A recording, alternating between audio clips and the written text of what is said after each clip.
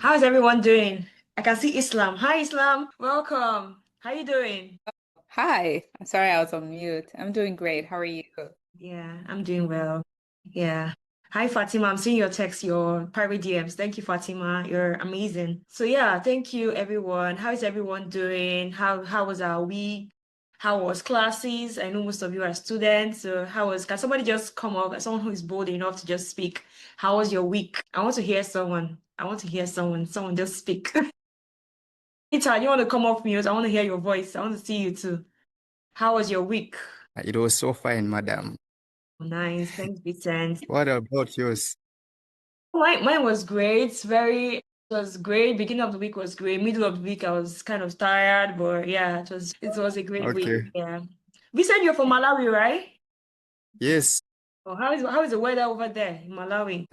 Anita, I want to hear your voice. How are you? How was your week? Fatima, I also want to hear you. Fatima, I want to hear your voice too. Ma, Good evening, Fatima. I guess you're calling in from, is it Kano or what state? from Sokoto, ma. So, okay, great. Nice to have you here. Okay, I'm just like Yeah. trying to check in on everybody. Hope you had a great week. Some of you are already writing your research project, so I guess it was a busy week for you, doing your research work. But what was the session last week? Can anybody just give me a feedback, right? Like, I want to hear. I've been getting a lot of emails, right, from people saying, "Oh, I'm listening to the recording. Found it very helpful." But I want to hear someone like, what did you think about last week's session and how can we improve and make sure? I mean, this is also a feedback for this session. Does anybody want to speak? Anita, I'm calling on Anita J. See, you guys have to be very confident. I told you guys the difference between those who are based here in the US and you, it's nothing. It's confidence. It's just them being able to speak up, right? To stand up and say, oh, yeah, I can speak up. So I want to hear somebody. I want to hear you. I don't want to sit in chat box. Speak up. Open your mic and speak. Are there not confident people here? Please, I want someone to speak up. Like, yeah. Hi, good It's like, evening, ma'am. go Okay, ahead. great. Sarah and then Iyanu. Okay, Anita too. Okay. Sarah, go ahead. Okay, hi, good evening, ma'am. My name is Sarah. I think last week's session was really eye-opening for me. I was able to learn a few things. Honestly, I thought that I knew a bit about writing abstract and all of those things like that, but it was really eye-opening, and I was able to my notes was filled with so many like points, and I think it was a good one overall. That's great. Thank you so much for that feedback. Yeah, it's me myself. I also learned a lot, right? Even though I've done my research, I've done research. I quote that in my public health career because I worked in public health for a couple of years. I thought I knew research, but we learn every day, and it was great. Anita, over to you. You want to speak? Just unmute. Hello, good evening. Good evening, Anita. Please, I want to talk about how last week went. Okay, I great. learned a lot from the foundation of research about how to frame research questions using the PICO model. And I think that it has helped me restructure a lot concerning my current research. And then to the abstract, I really was able to make some changes and clarify a lot of things I didn't know earlier. It was so impactful, and I think it's going to help my research in a long way. Thank you. Thank you for that feedback. Very, very great feedback there. Yeah, thank you. Let's have Fatima and then Googly, please. Okay, ma. Ma, last week lecture, it was so impactful. I learned a whole lot about abstracts, the types of abstracts, the mistakes to avoid when writing an abstract. Then I had no idea that while writing an abstract, I'm not expected to use too much background song and also the word limits too. So I learned a lot from that. Also the arrangement of it. Wow, that's Was good. Thank you, Fatima. Thank you for that feedback. Let's have Ngobli and then the last three people, Ngobli, Anas, and Ianu. Ngobli, please go ahead. Tell us what country you're calling in from, and yeah, also introduce yourself briefly. Thank you so much, Ma. My name is Hilary Ngolove, and I am from Uganda, Gulu University. Yeah, last week's session was really impactful about the abstract, and the developing of research questions all together. About the abstract, what I really appreciated was we need to start writing it early enough such that we are not on pressure. And then after we have written it, we are supposed to give superiors, and then they look through what we have written and their corrections are made. And also we have to be very keen with the word limit, because when we exceed it, we shall have wasted time in our writing. I learned a lot and appreciated that, and I'm hopeful to learn more in the next sessions. Thank you. I'm Hilary Ngolove from Uganda. Okay. Thank you so much, Hilary, for that feedback. Thank you so much. So it's so good to hear. The reason why I'm asking is so we can know how to improve and make sure that the sessions are impactful. Let's have Iyano. Iyano, do you still want to speak? We can't see you anymore. Yes, ma'am. Good evening, everyone. Okay, so I'm Yaloluwa Ogupetimi from Nigeria. Okay, I just want to I have to say this. This session has really been helpful, starting from last week with Famtela. When she was teaching us on PICO. Funny enough, I was taught this in 500 level. I think first semester or second. I'm in 600 level now. But when I was taught then, when it was time for me to apply it to my research, I didn't even remember that I was taught until when she was not saying that, to message a classmate that wait, do you know they taught us this thing and we could not apply it, and we had to apply it together to our research, and it was really helpful. And then to Mr. Seto aspect where he was talking about abstracts, I think there were some things he was saying that were actually like a mind shift for me. He was saying something about you don't have to be the best in your field to write an abstract, and it was like it's an art you can learn, so don't feel like you cannot learn them. This it was really like a mind shift for me that you can learn this thing if you feel like you're not good at it yet. Thank you so much, ma, for this great opportunity to learn. Thank you so much, Iyano. Thank you, Anas. Thank you for being bold. You're very vocal, so I love it too. Please keep it up. Yeah. I think somebody said you have something to say. Please speak up. Just speak up. One more person. 10 minutes, we'll start the session. Okay. Abasi, do you want to speak? Abasi, call. Hello. Okay. Go ahead. Go ahead. Okay. It looks like he doesn't have anything to say. So thank you everyone for the feedback. This is very helpful for us because it's sort of help us to know how we are doing and how we can improve the session, right? So thank you for the feedback, and thank you for also listening and applying the knowledge you have. Like I said, this will not be impactful, right, if you don't apply the knowledge. So basically, as you're learning, you should be able to go back and apply what you've learned to your research project. That's the only way it's going to be very impactful for you. I think at this moment, we would like to go ahead with the first session. We're already 10 minutes past, so our guest is already here. Believe me when I say it took me a toll to get these people, right? They are my friends, but they're also like my colleagues, people who I believe that, have value to give. And, I've been able to pull my network, been networking with people from different schools, Harvard, Stanford, some of my friends that I know are doing very great in research.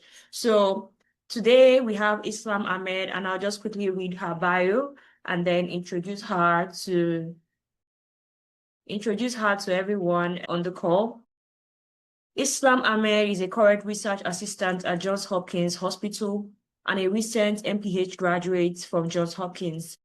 She's dedicated to public health profession with over 10 years experience. You see, 10 years experience in social and behavioral change, immunization, healthcare emergencies, human-centered design, and multi-sectoral coordination.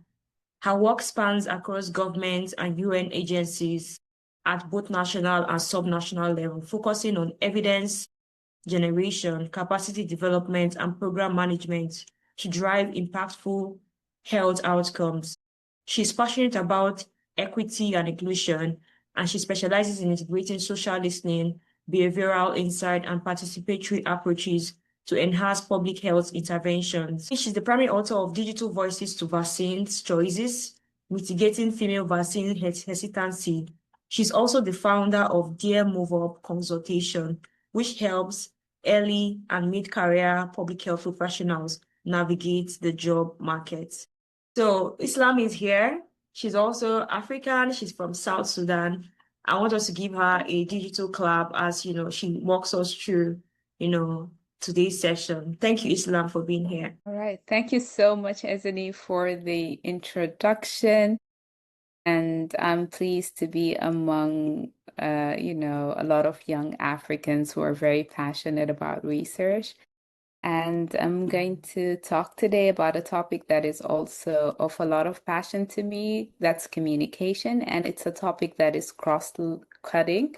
So it's a skill for life, and I want you to take it as so.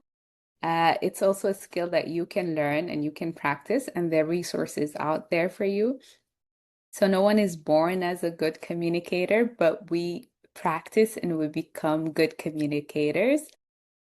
So we really need to practice. There are a lot of resources out there in communication, so don't feel like you're starting from scratch. I'm also going to share a little bit of some resources here where you can find them. And yeah, and I would like to get started for the interest of time because today is my working day, so I took some time off to be part of this, but I have to go back to work in less than an hour or so. So okay, let's get started. Thank you so much. Today our topic is going to be beyond the paper, communicating your research for real world impact. The content that we're going to be covering are a bit of definitions and also identifying stakeholders. And I'm going to touch a bit on lightning talk, PowerPoint presentation, and elevator pitch. Communication. So communication is a word that we use every day, but sometimes we might not really go back and look at the definition. So I just thought to pull it out and put it here for us. So basically, it's a process by which we exchange information through common styles, simple signs, or behaviors. So that's a definition from the Merriam-Webster dictionary. So basically, it's an exchange of information. Can animals communicate? I'm going to raise that question based on this definition. You can just raise up your hand for yes, the digital hand. If you think animals can communicate, okay. Basi, I see your hand up. Okay, Sambiko. Anas, okay, animals also do communicate. So when we're speaking about communication, we are not only speaking about verbal communication, we're also speaking about the non-verbal communication. So if I turn my back to you guys, am I telling you something? Okay, turning your back means that someone is not interested. So it's also a behavior or a method of communication. And when someone smiles means they're welcoming and they're appreciative. So that's also a method of communication. So communication is really broad in the sense. So now we are going to go into the type of communications. We have the verbal communication, the nonverbal that we have discussed. We have written communication, visual communication, and listening. Okay, so listening has also been added to the types of communication because it is essential for you to listen to understand. So you can also be able to communicate and understand the other person. So communication is a two-way thing. It's not from one side that someone is giving messages and the other person is receiving. So it's a two-way thing. Receiving end is also part of the communication because they're listening. So that's very important to keep in mind. It is also very important to identify who our stakeholders are. So if you're talking to your research manager, it's not the same as if your research is your presentation or whatever communication you are making is targeted towards your colleagues. So the way you address your colleagues is different from the way you address your supervisor. Is going to be different from the way you're going to be talking to your funder. So you really want to know who your stakeholders are. So what do we do in a case that, for example, we're going to present in a conference? We have stakeholders who are donors, we have stakeholders who are supervisors, we have stakeholders who are colleagues. So how do you really target your presentation? So in that case, how do you prioritize which stakeholder to sort of engage and put that, the hook, you want to hook that person into buying into your communication. So really, if you have like multiple stakeholders, make sure you engage your message is engaging to the leadership, to the funders. These are the key people that you want to keep engaged all the times. So if you're in a forum that you have multiple stakeholders, really pay attention to the leaders and what they want to hear. So for example, now I'm seeing like a lot of researchers that are focused, for example, on let's say if the topic is not popular, for example, if you're speaking about a topic about, let's say, maternal health and your, for example, the general political environment in your country is anti-women. So you might want to frame it as child health, the project, but as part of your objectives or as part of your research, you're also improving maternal health. But the message that you'll be communicating to the policymakers and to the decision makers is going to be more about child health. So you want to be very careful. You need to understand your stakeholders and what they want to hear and what their interests are. And then you have to align your research to their interest, okay? And you have to be like very smart and very clever and pick which information you want to tell your stakeholder. And we're going to go through some of the examples later on and how to frame your information. So the lightning talk is a concept that is like, which is basically a very quick but impactful talk. So sometimes you're given like to make a lightning presentation or a lightning talk in a donor forum or for example, for your faculty, you are 300 students. Each one is given 3 to 5 minutes to talk about their research. So this is when the lightning talks come in place. And as the name suggests, like lightning, because it has to be really quick. And lightning is very quick. So you have to have like the information that you want. You have to have your core idea very clear. And you want to have visuals and storytelling. So basically, you want to tell the story, and the story has to be consistent. So if we were talking about, you have numbers, we have 100 maternal deaths per 100,000. Okay, let's say, well, live childbirth. So you want to be specific about the number, mention that number, mention why the majority of women die. So for example, why out of the 100, 90% die because they don't have access to hospitals. They don't have access to hospital because the road because for example we only have one ambulance in the district, so you have to be very specific, tell a story that makes sense to your audience, and it has to be in a sequence, okay? And you also you want to also tell your audience that they are able to help. So if you tell them about the problem, you have to tell them how they can help you. So if you want them to raise funds for ambulances, if you want them to convince the governor to buy an ambulance, you have to have a specific ask at the end of your lightning talk. And you can also, if you want, you can say, if you want to talk more about it, here's my card, these are my contacts, let's discuss about it. So you have to end it with a specific action, okay, of what is required from that person, a specific ask, from the person. So here are some of the related research avenues that you can use your lightning talk in.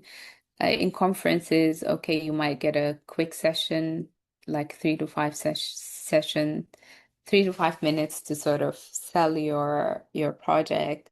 Also for poster presentations, you might want to before attendees see your poster, you might want to tell them a little bit about your poster, and you can use the lightning talk there. Also in early stages of research where you want to show preliminary data that you already found enough data in your research. For example, let's say training midwife can decrease maternal death by let's say 20%, and you have that finding and you want to show it to your stakeholders, you could do that. If you also want to fundraising, that's very important. Also for public education and outreach engagement, if you want to speak to communities about the impact of your research, policymakers, or other students that you would like to share the impact of your research with. So the next part of our communication method that's also very helpful for research or PowerPoint presentations. PowerPoint presentations are helpful on a number of things, but we're going to give example now on the So basically, when you have a presentation, you also have to have a narrative, a story to the presentation, as in a beginning, you have to have a character, you have to have a resolution for the problem. So if your research is looking into, for example, you're looking into utilization, let's say barriers of utilization of family planning, Ellery, let's say in Uganda, okay, in Kampala. So you would want to have a story. Say, for example, we have X amount of unintended pregnancies that are resulting in maternal death. Okay. So these unintended pregnancies, okay, happening, for example, you want to say to teenage women, okay, or to teenage mothers, okay. So you have to have a character. So you have to have a problem, you have to have a character, and you also have to have a resolution. So once you say you're trying to identify these barriers in your research, why are you trying to identify these barriers? Because you want to identify the most prominent barriers so you can put policy recommendation to sort of remove these barriers so women can access family planning. So you have to be very specific about the problem. Unintended pregnancies, how is it impacting women in terms of maternal health, maternal mortality? Who is it impacting? Are you focusing on teenage pregnancies? Are you focusing on female sex workers? You have to be very specific on who the target is and how your research will contribute to solving this problem. And in our case was the barriers to family planning. It has to be designed with clarity and engagement, and the font has to be 36 pt or above. It has to be also in the right dose, and this ties back to our talk about who are our stakeholders and who our audience are. And you have to be very cognitive to give the right dose to the right audience. Try to use visuals as much as possible so people are engaged with the presentation. Data to your presentation. For example, you want to say that we have 100 unintended pregnancies in 100,000 pregnancies. So basically, you're adding data as you add in numbers. You can tell a story of a specific woman, something that has moved you. For example, you can say, while I was a teen, if you have that story, for example, it doesn't have to be a personal story, but you can add a story or something in the news, okay, that happened recently about a pregnancy of a teenage that can be helpful, okay, and also ask questions to your audience so that you can keep them engaged. We've mentioned how to contextualize to your audience and try to keep your audience attention by the presentation, by the tone of your voice, change your tone of voice, by your body language. As much as possible, try to keep your audience engaged and read the room. Read the room. If your participants are bored, you can ask them to stand up a little bit, do a little bit of an exercise, put on some music, just take a 5-minute break. That kind of thing is very helpful. Here are some of essential resources for presentations. So these are some of the websites that provide high quality images that you can use for your presentation: Flickr, Google Image, Creative Commons. And also there's some professional templates for presentation like Graphic River Net, KeynotePro.com. Some of them are free, some of them are for charge. But it really depends on like your institution. Sometimes some universities cover some costs for some templates, so that might be helpful. Also, you can also start with a blank slate and a blank slide. Okay, try to avoid overcrowding your slide. Don't be scared to start with a blank slide. Like every time I do a presentation, I start with a blank slide. And I'm always nervous about how my presentation is going to end up, but I feel like it ends up pretty good. But yeah. Also practice and apply like techniques and try to refine your skills. So the way you present things are very important. Yeah.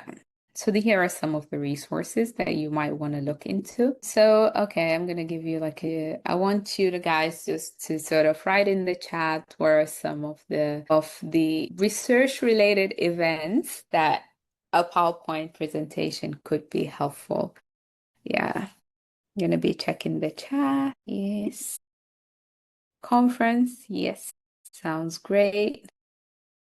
Proposals, yes, you might want to do a quick presentation to your presentation. Okay, Alice, people are asking seminar dissertation. So the question was, what are the research related events that you could use a PowerPoint presentation in? So we're seeing a few that are coming in. Research symposiums, seminars, webinars, workshops. Okay, so there are a lot of events that we're going to come to the elevator pitch later on. Also, pitch to investors. Yes, really depends on the context and the amount of time you have. So you might want to give a lightning talk, but if you have like 10 minutes, you might want to give a presentation. So it really depends on the audience. And if you're speaking to the minister, he might not be very interested in a 10-minute presentation. He might be more interested in a lightning talk. So really depending on the context and the amount of allotted time, and also who are your stakeholders, the audience that you're directing your presentation to, you tailor your method of conveying what you have to say and also your ask. Okay, some class assignments, yes, class assignments, that one is very common too. Dissertations and seminars that we have covered. All right, now we're gonna, for the interest of time, thank you all. We're gonna move. Oh, church meetings, yeah, definitely that too. Okay, so we're gonna move to and you've pretty much covered most of them, and also add to that public outreach. So sometimes you want to have a presentation with the public, and that can be important. So we come to the elevator pitch. That's something that people that has attracted a lot of attention lately. I would just like to hear if some of you have ever done an elevator pitch in not necessarily in an elevator, but the concept of it. Just raise up your hands if you have. I'm sure you have. Yeah. You know, those times when you wanted your mom to give you extra money for something, you might have done an elevator pitch then, you know? All right.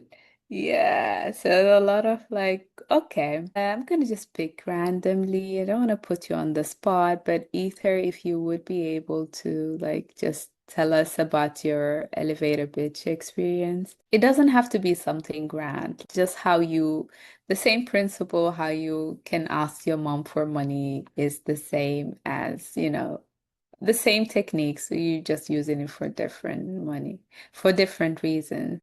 Yeah, someone said, and you're in a kind of hurry or late and want something to be done. Yes. Kelvin, do you want to unmute and perhaps just tell us what your experience was, and also just tell us where you're speaking from? Would that be okay? Hi, I'm Kelvin from Ghana. Thank you, Kelvin. Can you hear me? Just tell us about your experience. So I joined the mentorship program a few months ago. That's what I heard about mentorship. Interesting. Yeah, So I think so what I learned from the mentorship was that it's a way of introducing yourself, getting people to know much about you and who you are. yes. So you want people to know something about you and who you are. That is very important. So it really depends on the purpose, as Calvin mentioned. So if you want to introduce yourself, you can use an elevator pitch. If you want to introduce your research, you can use an elevator pitch. So it's basically a method.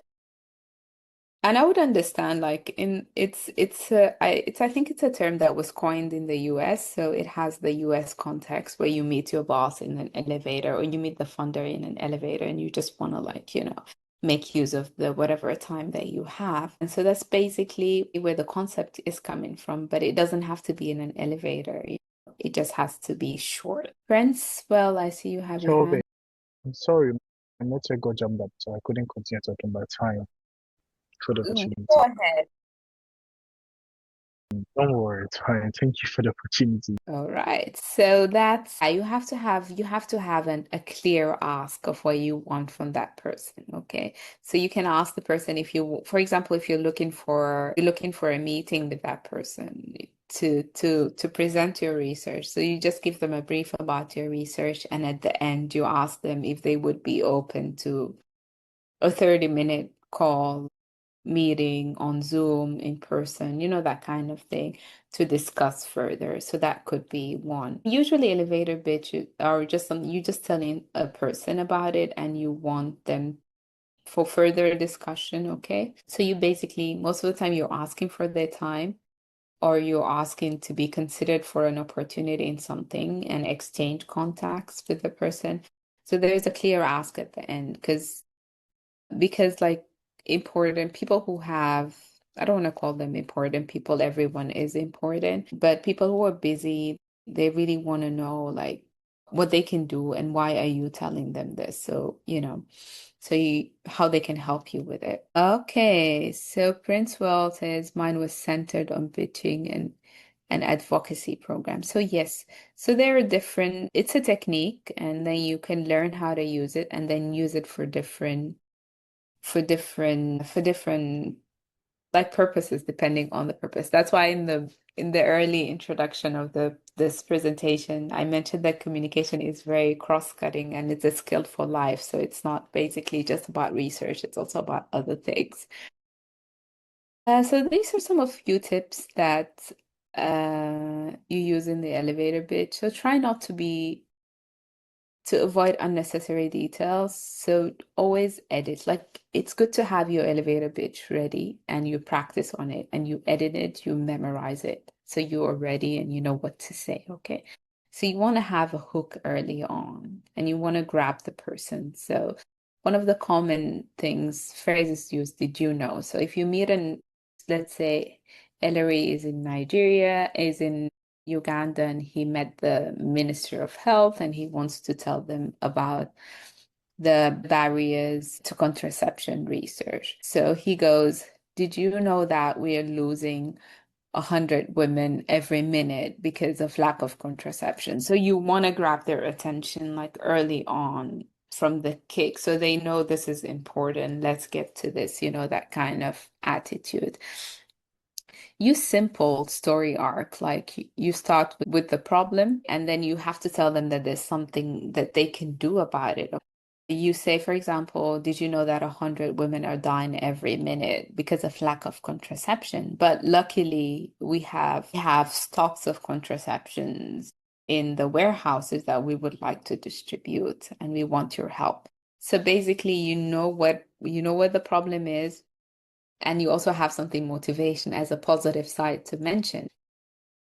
And also you want to focus on why it benefits the listener. So if your health ministry has a strategy to reduce maternal mortality, you say, hey, that can be a quick win.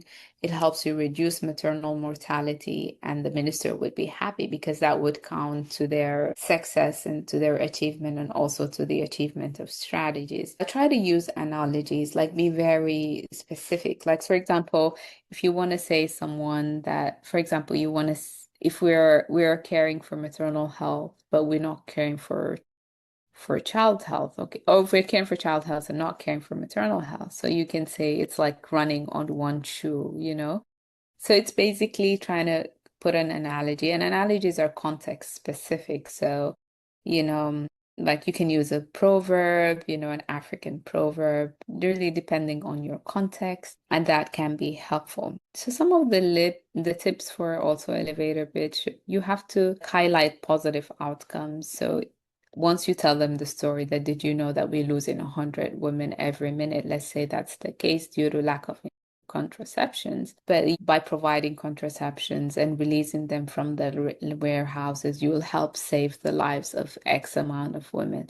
So you are also telling them what is the outcome. And as we mentioned, we said you would help reduce maternal mortality. So we are making it sound collaborative.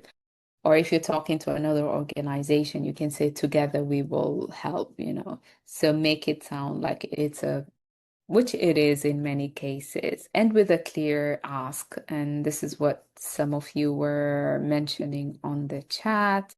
I think I'm trying to go back to see who mentioned that. Yeah, Alyssa mentioned that you have to have an ask, and that's very important on what you want. So if you want follow-up, meeting, a follow-up meeting, you want a collaboration, okay, or if you have a question that you want to ask to them, you have to be very specific on what you want. And it's usually a follow-up or a collaboration, follow-up in terms of a meeting or extra.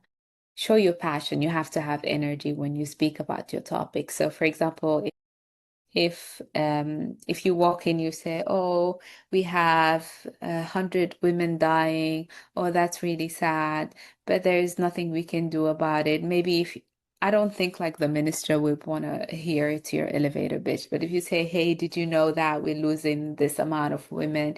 But we know there's something we can do about it, that kind of thing. Have passion, have energy, smile, there are other components. Make sure your body language is like you're standing upright, you look confident, you dressed well. Don't underestimate the way you dress. That's very important. I know in Africa we take that very seriously, so that shouldn't be really a topic. And I see some people also in the chat are mentioning that they're enjoying the session. I'm glad to hear that. When do we use it? Okay, when seeking sponsorship, conferences, yes. Pretty much every day. In conference networking time, yes. And also you could meet your professor in the hallway, in the elevator, and then you wanna like sell your research topic. You're looking for a supervisor in business, yes.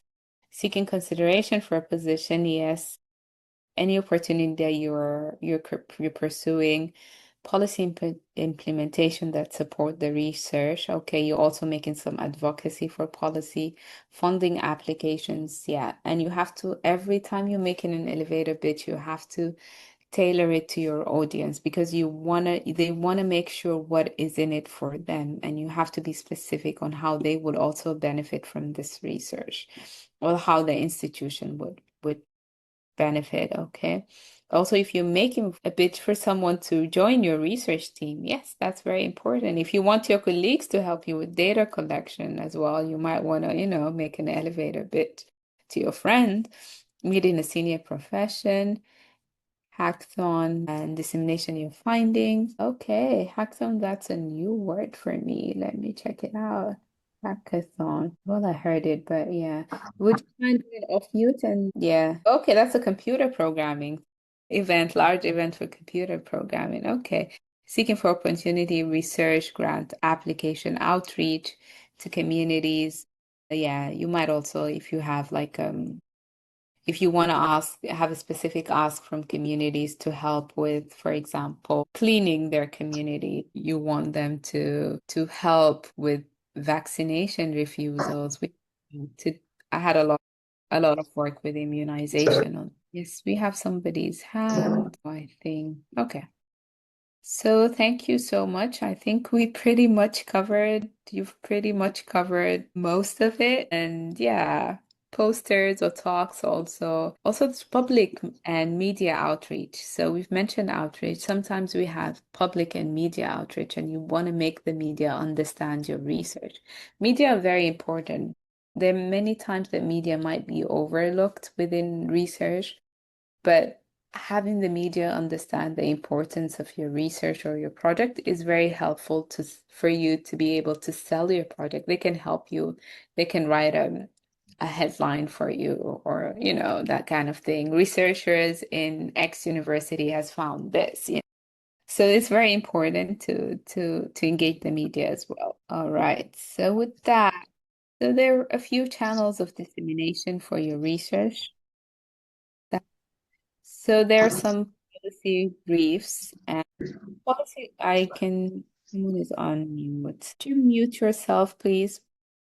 You're done. So, okay, thank you, Ismi. So basically, there are many channels for dissemination. Some of them might be applicable to your context, others might not, but you want to know them so you're aware of them.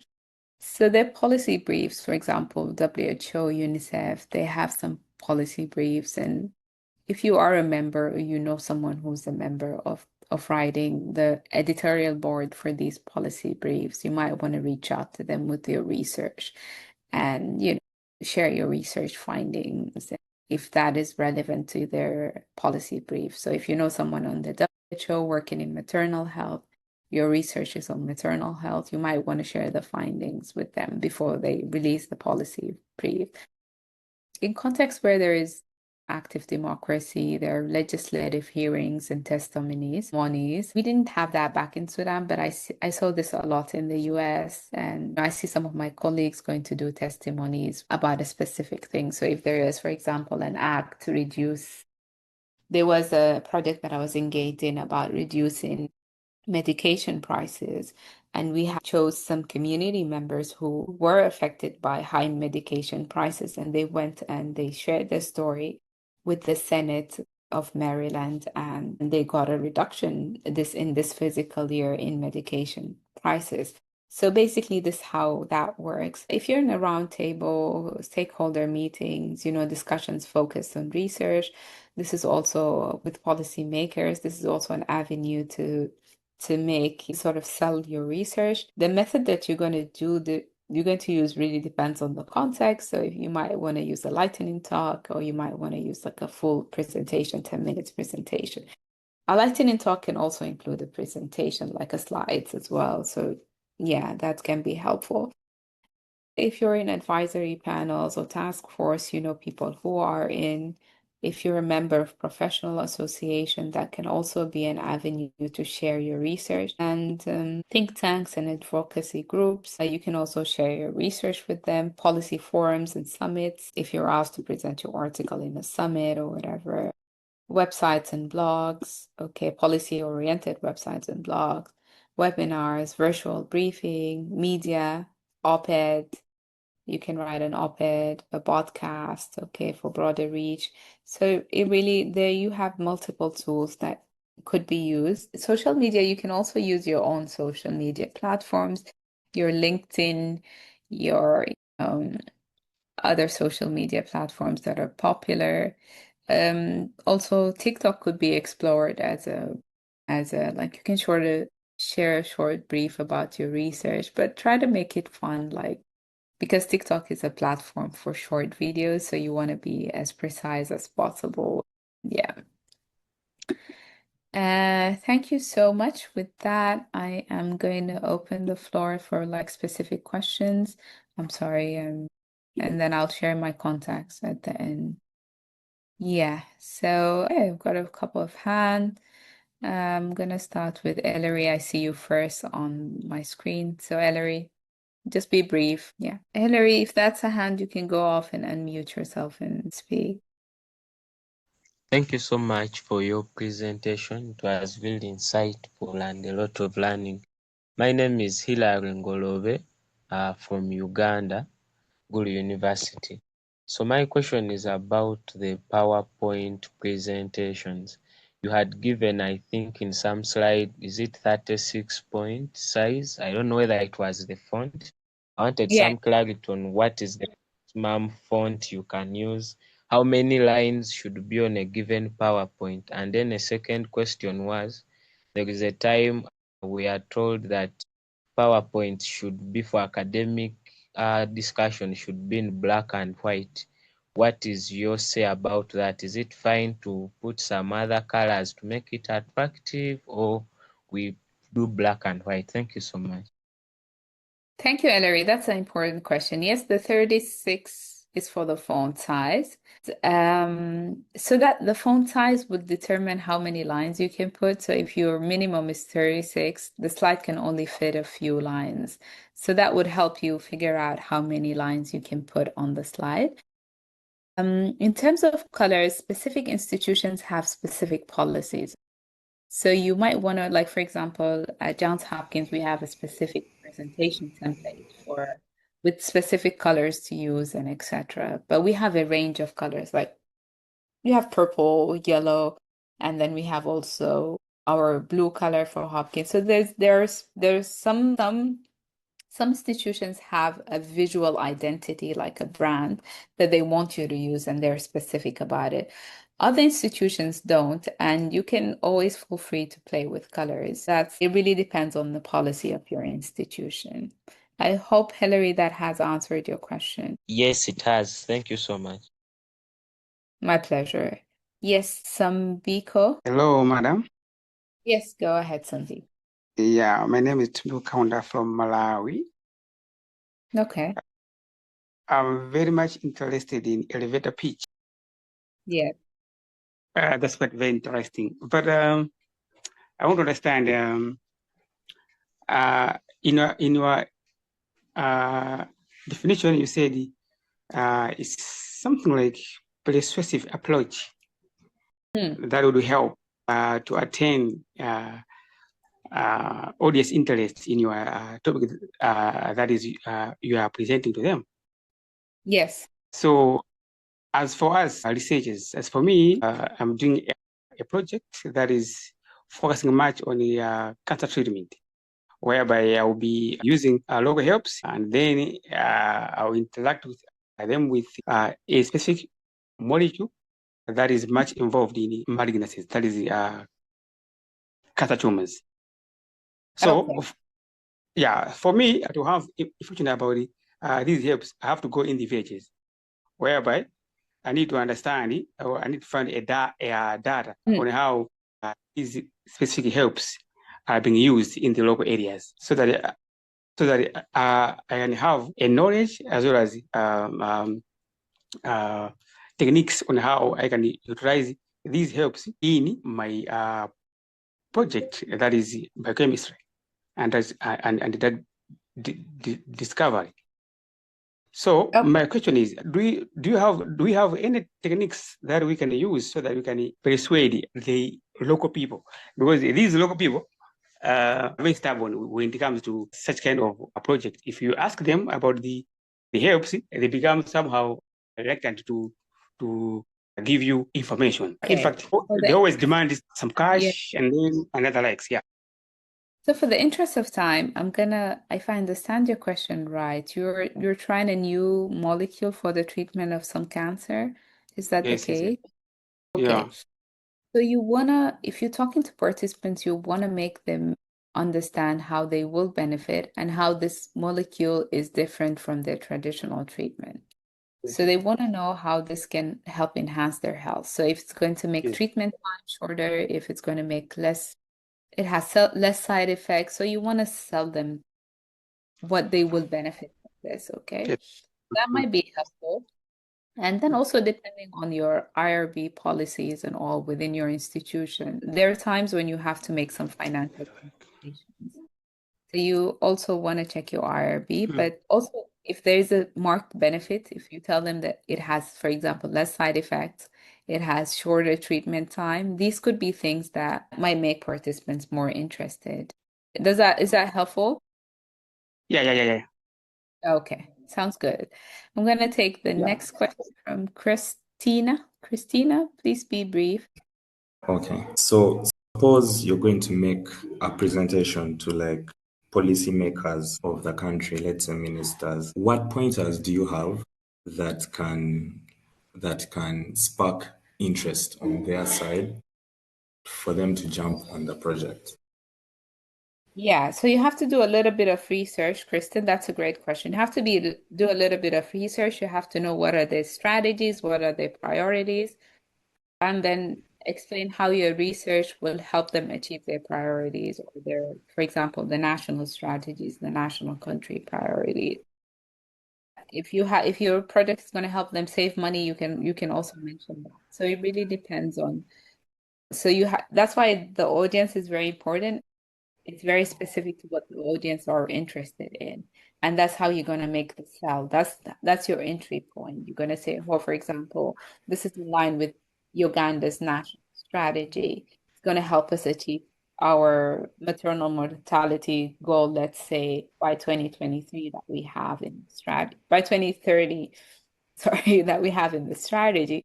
So that could be one. It could be that it's going to reduce specific costs. That could be also something that you want to. So it really depends on the interest. They have to do a little bit of research about the minister and the Ministry of Health before speaking to them.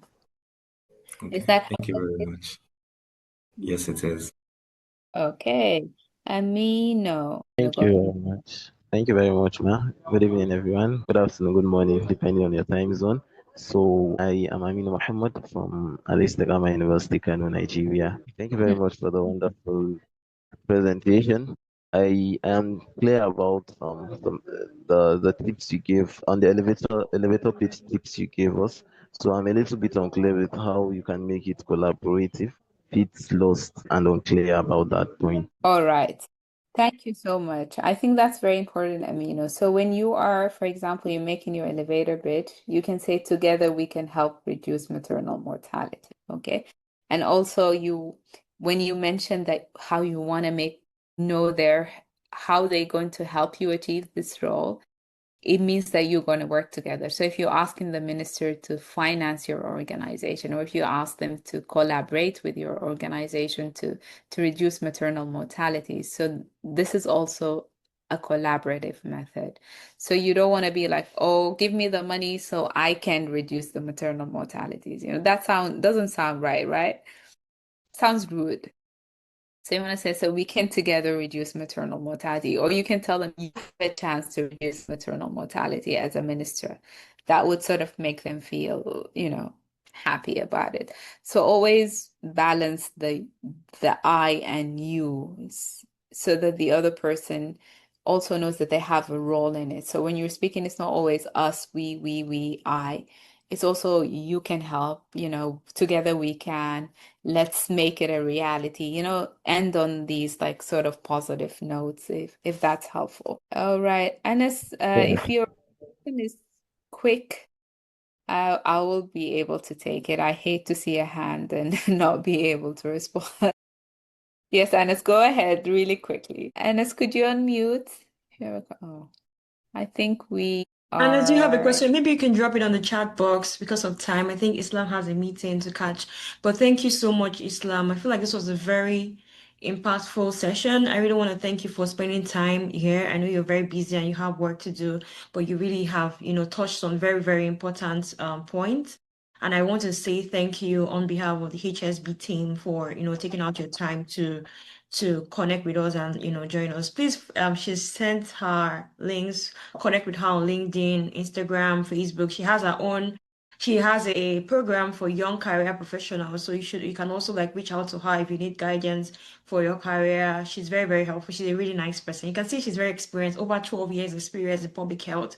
So it's not joke that all she has said. She has worked with UNICEF, some of the top UN agencies, right, in the world. So please let's tap into these resources. And Islam, I'm going to put you on the spot to kind of mentor some of these people who are like, doing some research projects on communication and social behavioral change. Because I know she's working in a center in Johns Hopkins, which is like one of the best schools in public health. And that's the center she's working in. So I'm sure that she'll be able to mentor some of the participants. So is that a yes? Like, I have a weakness for working with you, so definitely that. I'm sorry for putting you on the spot, but yeah, I just wanted to do that. Yeah, because we have a lot of Yeah, them I and we would work love with for each that other. hand holding because they are very young. Some of them are just finishing undergrad, and we want to make sure that they're well positioned for public health in their career and even post graduation. So thank you, Islam. Thank you. And I know you have to jump off, but thank you Yeah, for. I Yeah. have to jump off, but I don't know if we can take a group photo of the Oh, okay. event if possible, if that's something you do. I don't know, people, do you want to come on camera? I, Comfortable. I don't know if everyone would like to come on camera so we can take a group photo. Okay, just take a group photo with whoever can, and yeah, Okay. I would love to, document the moment. Awesome, awesome, definitely. You also get the recording also if you want. That's interesting. Oh, that's good. Thank you everyone for coming on camera. Let's take can you help me with that? Sure. Take a screenshot. Give me a second, let me do that. Yeah.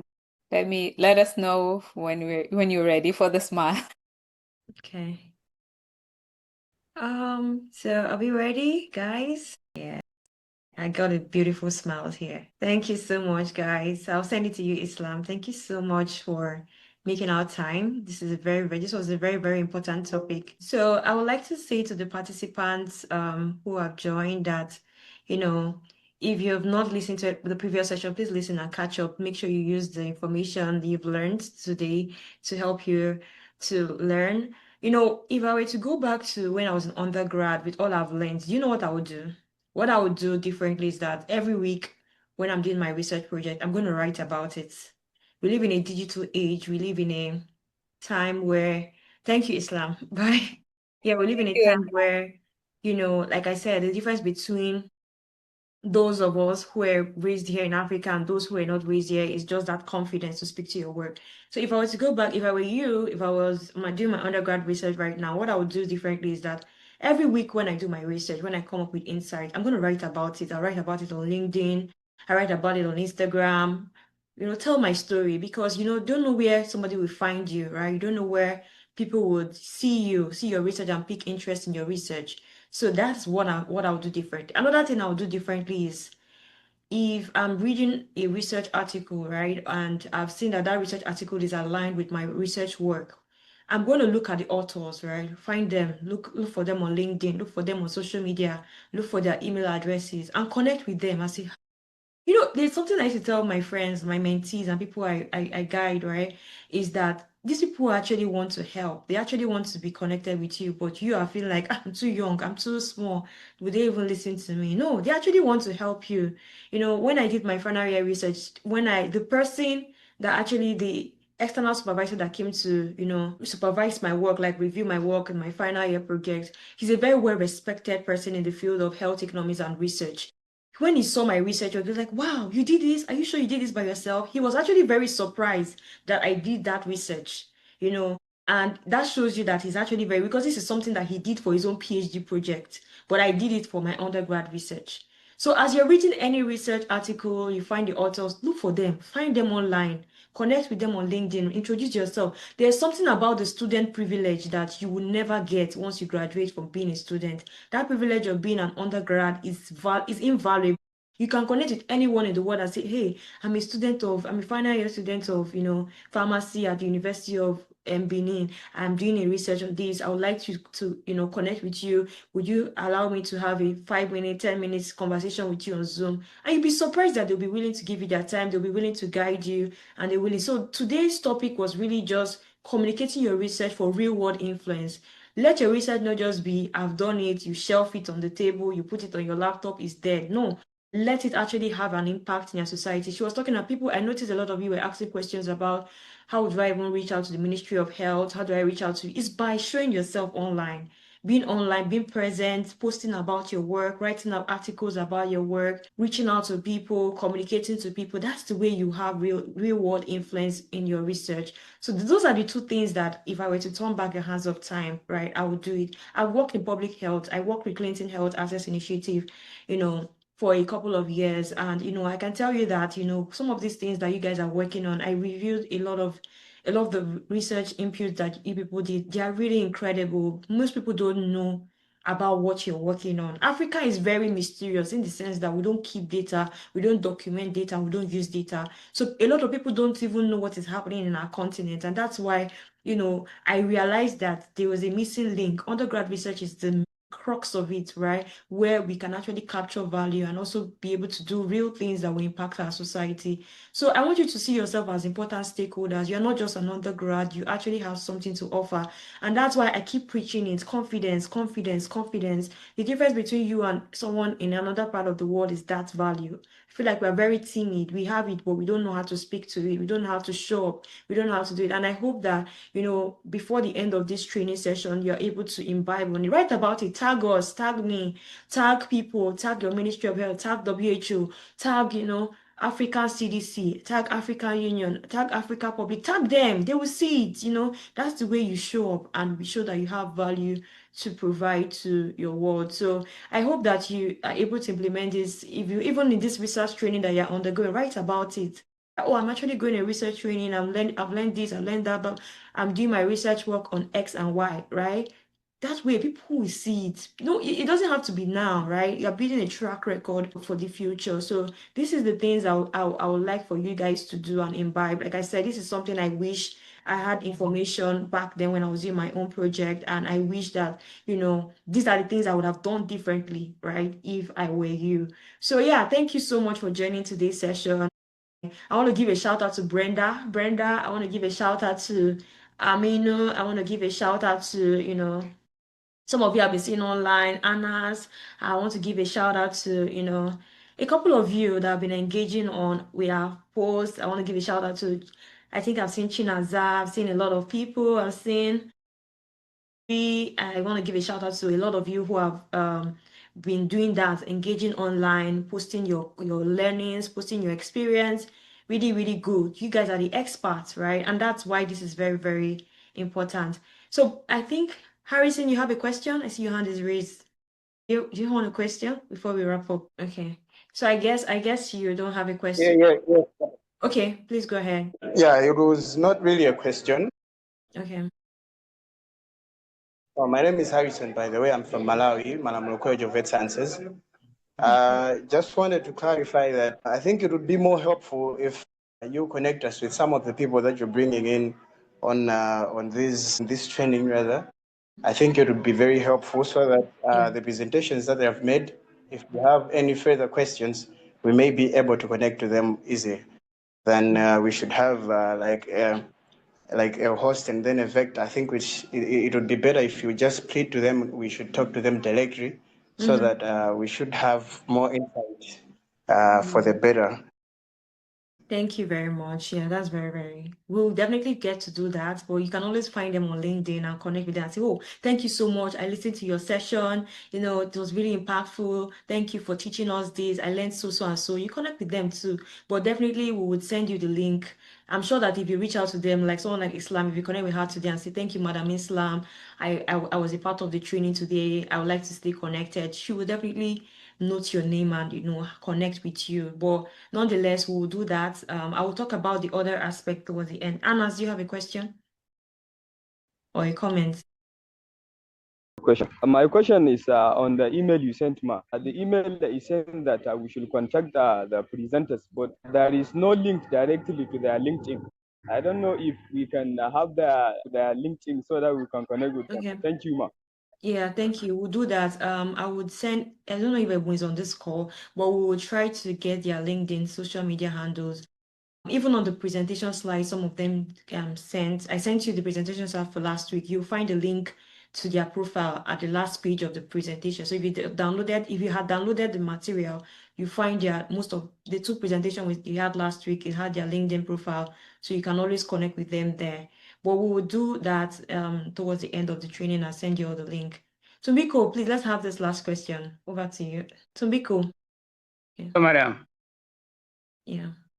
Good evening, madam. Yeah, good evening. It has been a very great week. However, in Malawi here, we are experiencing electricity shutdowns, but we are managing to attend the meeting. But I have a question. Okay. Whereby the question is concerning much about this meeting that we're having. I mean, this course that we're going through. Okay. Yeah, we are students and we are undergrads, of which end of a 4-year program or a 5-year program, we may wish to proceed either to get a master's or a PhD. Yes. Do we have a chance of having a scholarship whereby now we can proceed doing masters or PhDs? Because this is a very genuine chance. Yeah. Tumbiko, if I hear you correctly, we are talking about like furthering your program, right? And thank you for that very much. I think we'll stop here. This is the last question. But the reason why this challenge was very important to me is what I've realized is there's a missing gap between the older generation and the younger generation, at least in my own experience. The mentorship was not very real. The opportunities are not very real, especially in the African continent. We have a lot of young undergrads graduating every year. They are very confused. For example, you're a doctor, I finished pharmacy school and I was looking for a way to do my internship, just ordinary internship for a couple of months. I finally got a place after a while. Luckily for me, I had an opportunity that I got trained outside the country. So I went to Kigali. I spent a couple of time there and it changed my life, right? Just the exposure that I had. And that's the gift I'm trying to give. A couple of people have told me, "Isn't it, why are you doing this? Like, Why not just spend the money and go on a vacation? You just, do something else with your life. Why are you spending the time? But I realized that for me, it's really the opportunity to expose, like the gift I had, the gift of exposure is very, very important. I might not have $100 to give to everybody on this call, right? And that's why we had to extend the training to everybody, not just the 5 people who win the grant. But the exposure you're getting from this would also help you, right? We're also trying to build an incubation hub for you guys. So if I find opportunities within cancer, right? If I find opportunities within HIV, I know that you people know, even if you feel like you're not experienced, you're up to the task, right? To be able to deliver on that project. So, I mean, this was just really born out of a purpose of, just exposing on the gift of what I didn't have back then to give to you guys. But I'm beginning to see that we can even approach some organizations to even say, okay, this student need money, this student needs to do better work, they need to be integrated just by using my network and the experience and the exposure I have. So definitely, I want you guys to know that, the exposure you're getting from this is something that a lot of people don't have that privilege. And it's going to help you to position yourself, right? Even if you feel like I finished medicine, I don't know if I want to practice medicine, or I finished pharmacy, I don't know if I want to practice pharmacy. It's going to help you to be confident, to know that I might not know the next step I'm going to take, but I'm very sure that I will succeed in this healthcare career. So yeah, the last session we're going to have is going to be a career mentorship session, and that's where we're going to learn about how to position yourself for your master's, PhD, whether you want to do it in Africa or abroad or US or Italy or UK, any part of the world you want to do it. We're going to teach you how to position yourself to be able to do that, right? Even as you are still in your final year, you can start the process. You can start planning. Do I want to go for residency? Do I want to practice pharmacy, or do I want to practice physiotherapy or biochemistry? How do I even reach out to professors right now, right? Even though I'm still in my final year, how do I reach out to faculties in the UK to say, oh, my name is Anas, I'm doing a research on cancer in this biomolecule, it's very new, but I want to work with your lab, right? That's what we hope to give to you. I think in the beginning of the call, I mentioned that, a lot of you who fill the form to say, okay, we ask for categories of people who are like mental health. So in the final session, we're going to have breakout rooms. So experts in those categories will be there to answer your questions and help you to know how best to position your research. We are also going to send a link for those. It's optional, it's not compulsory. If you want to join the WhatsApp channel to keep in touch. So just in case we find projects for you to work on within that space, you can deliver on it. So these are things that we want to give to you. If you need help, I'm always here, just one DM away, to connect with. Reach out to me on LinkedIn, connect with me anywhere you find me. I'll drop my contact towards the end so that we can, help each other and support each other on the journey you get. So yeah, so I hope that this was helpful. I hope that, today's session was for me, start building your communication skills. We live in a very important time, right? That we have to leverage social media, not just to do TikTok videos, but also show that we have value. We can actually contribute. Like I said, you find an undergrad student who's just 18 years in the US, you see them presenting in conferences, talking about their work, reaching out to professors, reaching out to research assistant roles with professors in the UK, Italy, any part of the world, right? And that is something you should start to do from today. Don't wait for tomorrow. Don't wait till I'm still in final year. I've not done anything with my life. No, you actually have a great research project in your hand, and it's left for you to make the best use of it. Don't wait for your professors. Don't wait for your classmates. You're different. For you to even have applied for this, it shows that you are different. And I hope that you actually use this opportunity very well for yourself. Yeah. So I think this is it. Tomorrow's session is going to be important on talking about research methodology, but there's going to be an assignment for everyone, because on the final day, we're going to be announcing the winners of the grants, but everyone is meant to develop a abstract. So we're going to send you a templates to use to develop your abstract presentation. So it's going to be what you learned from the abstracts that our guest Dr. Seto had taught us about. It's going to be a one-pager for you to like design your. So you're going to combine what you learned from his session and his Islam session today on communicating your research. So everyone is going to develop that one-page PowerPoint that is your abstract pitch, and the winners of the grant will be called upon. We're not going to announce it to you. So if you don't have your abstract ready, it means that you are giving out your grants to someone else. So you have to be ready.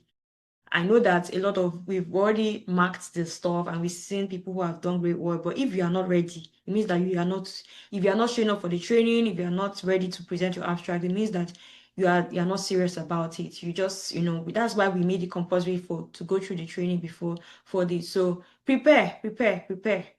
We'll send you the presentation on the 3rd, which is the final day of this training and research challenge. You'll be called on, the 5 people will be called on to present their abstract to everyone, and we'll announce the winners of the training. So thank you, everyone. Please don't miss tomorrow's session. It's going to be a very impactful session. I hope you guys have a great weekend. Have a great one, everyone. Bye. Look out for the recording too. It's going to be sent to you on Sunday. Bye, guys.